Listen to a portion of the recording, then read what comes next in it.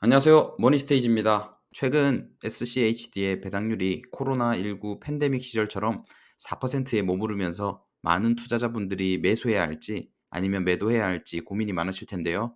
그래서 실제 투자자분들은 어떠한 선택을 하셨는지 블로그와 유튜브 등을 참고해 3명의 매도자, 3명의 매수자의 각각 의견을 한번 정리해 봤습니다. 뿐만 아니라 저의 개인적인 선택과 그 이유에 대해서도 말씀드릴 예정입니다. 끝까지 시청하셔서 투자 결정에 도움이 되셨으면 좋겠습니다.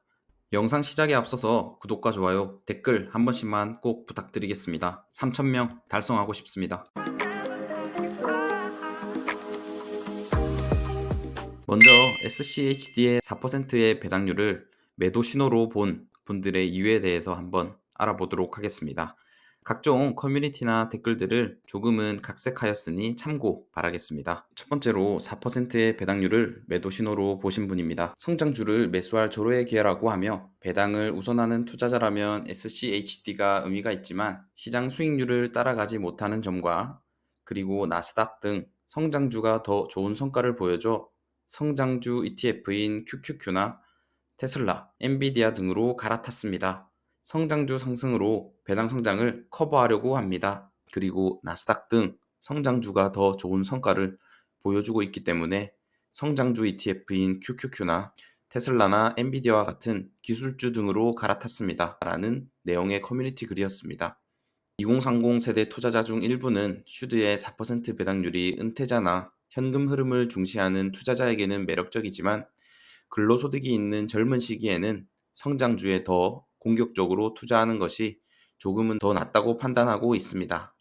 사실 슈드가 투자 배당률이 높은 편도 아니고 장기적으로 투자해야 빛을 보는 ETF이다 보니 이번 투자 배당률 4%를 매도 신호로 이해한 것 같습니다. 그렇다면 다음 투자자분 이야기 한번 들어보도록 하겠습니다. 이 내용은 배당 카페에서 많이 본 글이었는데요. 솔직히 SCHD 4% 배당도 나쁘진 않지만 요즘 제피나 제피Q 같은 월배당 ETF는 8%에서 10%까지 나오잖아요. 저는 인컴 위주라서 이번에 SCHD 일부 팔고 제피 쪽으로 옮겼습니다. 슈드가 안정적인 건 맞지만 지금 시장 상황에서는 더 높은 배당이 필요하더라고요. 라는 글이었습니다. 저도 최근 제피큐에 관심이 많았는데요. 제가 슈드를 투자하면서 갈증을 느꼈었던 것은 월배당과 조금 낮은 배당률이었습니다. 그래서 SCHD와 제피Q, 제피를 섞어서 투자할지 저도 고민 중이었는데 이분은 슈드를 매도하시고 갈아타신 것 같습니다. 슈드는 분기 배당이다 보니 배당이 월급처럼 매월 안정적으로 나왔으면 하는 바람이 항상 있었는데요. 그래서 저는 이것을 보완하기 위해서 연금 계좌에서 월 배당 주는 미국 배당 다우존스나 미국 배당 다우존스 커버드콜을 ISA 계좌에서 조금씩 늘려오고 있었습니다. 그리고 해외 직투 계좌에서는 리얼티 인컴과 같은 월배당 주식도 모아오고 있었습니다. 매도하신 두 번째 분 이야기도 어느 정도 이유가 이해가 되는 것 같습니다. 아마 투자하고 있는 분들이라면 다 같은 고민을 하고 있지 않을까 싶습니다. 다음으로는 SCHD를 매도한 세 번째 투자자분의 유튜브 댓글을 발췌했는데요. 바로 포트폴리오의 리밸런싱에 따른 불만이었습니다. 저는 작년 슈드의 정기 리밸런싱 때 브로드컴이 편출되면서 슈드의 성장 가능성에 조금 의심을 가졌었습니다. 슈드 편출과 동시에 브로드컴의 주가는 날아오르고 어느새 기술주의 주도주가 되어버렸습니다. 그러던 와중 슈드의 배당률이 4%까지 떨어질 만큼 주가가 하락해 이번에는 손절해 버렸습니다. 브로드컴은 반도체 산업을 기반으로 안정적인 매출과 배당 성장을 충분히 보여줘서 상당히 매력적인 기업인데요. 하지만 슈드는 자체 설정한 기준으로 브로드컴이 일부 조건을 충족하지 못해 편출되었었는데요. 그 이후 브로드컴의 주가가 폭발적으로 오르며 불만을 가진 투자자분들이 많았었는데 이번 하락장에서 마음이 완전히 돌아선 게 아닌가 싶습니다. 하지만 리밸런싱을 단기적인 인기 종목이나 수익률을 쫓기보다 장기적으로 지속 가능한 배당 성장을 기반으로 설계되었다는 점을 기억하셔야 합니다. 그래도 지지부진한 슈드의 주가를 보고 있으면 마음이 동요하기 마련인데 아마 그래서 슈드를 모두 매도하신 게 아닐까 싶습니다. 참고로 2025년 3월 리밸런싱을 마친 슈드는 사진과 같은 종목들로 구성되어 있으니 한번 참고하시고 앞으로도 투자를 이어가실지 고민해 보시길 바라겠습니다. 조금은 바꿔서 생각해보면 이러한 리밸런싱을 불안 요소라기보다는 오히려 장기 투자자에게는 믿고 맡길 수 있는 시스템이 아닐까 생각이 되기도 합니다. 그렇다면 똑같은 4% 배당률을 매수 신호로 받아들였던 분들은 어떠한 생각으로 매수하셨을지 한번 알아보도록 하겠습니다. 첫 번째 분입니다. 카페에 글을 올리셨는데요.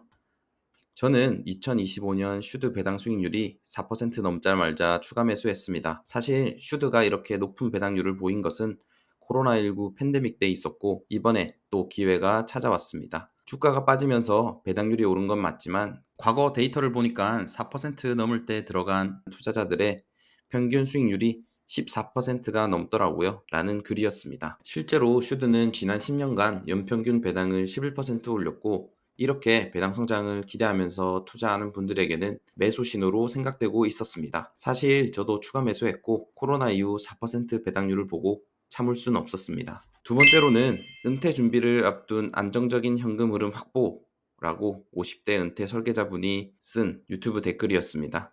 저는 은퇴를 앞두고 안정적인 현금 흐름이 필요해서 슈드 배당률이 4% 넘었을 때 과감히 매수했습니다. 고배당 저가 매수는 은퇴를 앞둔 저에게는 최고의 전략이라고 생각했습니다. 특히 슈드는 코카콜라, 알트리와 같은 검증된 배당주들을 담고 있고 저렴한 보수도 매력적이라고 생각했습니다.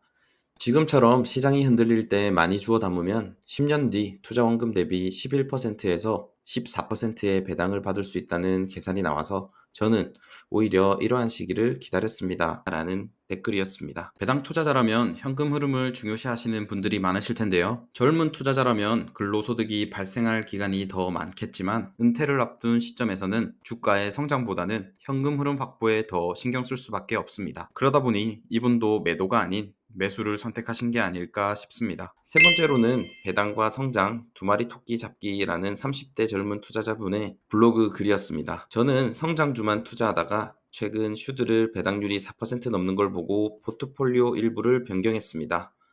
성장주도 좋지만 시장이 불안할 때 현금 흐름이 정말 중요하다는 걸 느꼈습니다. 성장주는 주가만 하락하지 배당이 나오진 않거든요. 슈드는 주가가 떨어질 때마다 배당률이 오르고 장기적인 배당 성장률도 높아서 지금이야말로 투자하기 적기라고 생각했습니다. 라는 글이었습니다. 제가 슈드를 선택한 이유 중 하나였던 것도 큰 하락장에서도 슈드는 버텨줄 수 있으며 분기마다 지급되는 배당으로 심리적 안정감과 현금 흐름을 확보할 수 있다는 점이 매력적이었으니까요. 마지막으로 간단하게 한번 정리를 해보면은 매도하신 분들은 성장주 대비 낮은 수익률 그리고 고배당 상품이 더 매력적이다 라고 하셨고 마지막으로 리밸런싱에 대한 불만으로 주가 성장에 대한 불만이었습니다. 매수하신 분들은 4% 배당률은 다시 오지 않을 기회라고 했고 추가 매수를 통한 현금 확보 그리고 하락장에서 배당주 추가로 심리적 위안을 얻기 위함이었습니다. 이처럼 같은 4%의 배당률을 보고도 누군가는 매도하고 누군가는 매수를 선택합니다. 결국 중요한 건 지금의 나에게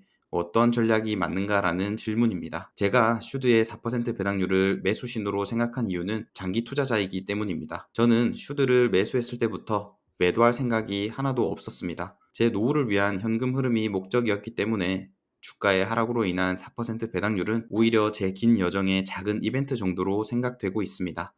그래서 정말 가벼운 마음으로 분할 매수를 계속 해나가고 있습니다. 저는 슈드를 매수할 때 가격을 보지 않고 돈이 생길 때마다 증권사 계좌에 입금하고 그 입금액에 맞는 수량만큼 매수하고 있습니다. 여러분들도 지금 당장 수익률이 아쉽다고 느껴지더라도 내가 추구하는 투자 방향과 원칙이 있다면 시장에 흔들리지 않고 묵묵히 걸어가는 것이 오히려 더 좋은 선택일 수 있습니다. 저 역시도 그렇게 믿고 있고 여러분들도 이 영상을 통해 한 걸음 더 나아가는 결정에 도움이 되셨길 바라겠습니다. 이러한 이유 이외에도 매도하거나 매수하신 다른 이유가 있으시다면 댓글로 함께 이야기 나눠주시면 정말 감사하겠습니다. 다음 영상에서 또 뵙겠습니다. 감사합니다.